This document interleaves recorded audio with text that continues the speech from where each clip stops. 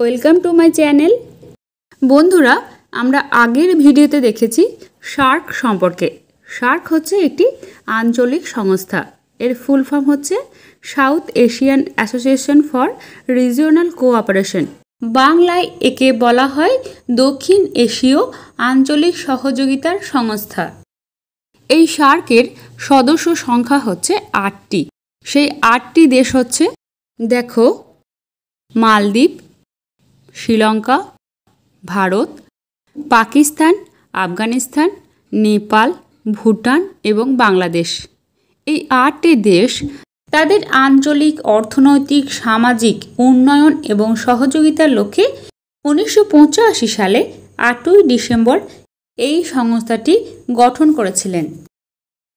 এই সার্কের অন্তর্ভুক্ত ৮টি সদস্য দেশের মধ্যে আমরা মালদ্বীপ এবং শ্রীলঙ্কা সম্পর্কে জেনেছি।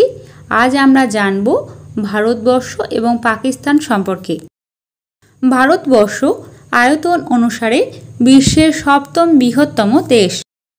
বর্তমানে জনসংখ্যায় এই দেশটি প্রথম স্থান অধিকার করেছে। ভারতকে বলা হয় নদীমাতৃক দেশ। ভারতবর্ষে অসংখ্য নদী রয়েছে। এই ভারতবর্ষের দীর্ঘতম নদীটির নাম হচ্ছে গঙ্গা নদী। পৃথিবীর প্রাচীনতম ভঙ্গিল পর্বতটির নাম হচ্ছে আরাবল্লী পর্বত। এটি ভারতে অবস্থিত। ভারতবর্ষের এই অংশে রয়েছে বঙ্গোপসাগর। পৃথিবীতে যতগুলি সাগর রয়েছে তাদের মধ্যে বৃহত্তম সাগর হচ্ছে এই বঙ্গোপসাগর, যাকে ইংলিশে বলা হয় বে অফ বেঙ্গল। দক্ষিণ দিকে রয়েছে ভারত মহাসাগর, ইংলিশে বলা হয় ইন্ডিয়ান ওশেন।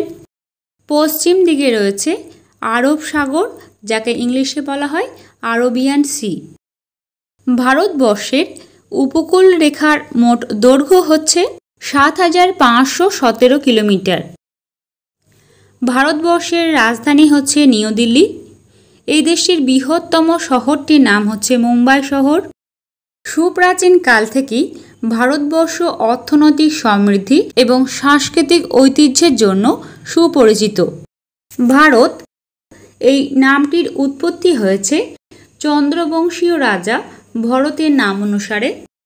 ১৯৫০ সালে সংবিধান প্রণয়নের মাধ্যমে এই ভারত একটি সার্বভৌম গণতান্ত্রিক প্রজাতন্ত্রে পরিণত হয়। বর্তমানে এই দেশটি মোট ২৮টি রাজ্য এবং ৮টি কেন্দ্রশাসিত অঞ্চল দ্বারা গঠিত। বর্তমানে ভারত বৃহত্তম গণতান্ত্রিক রাষ্ট্র। ভারত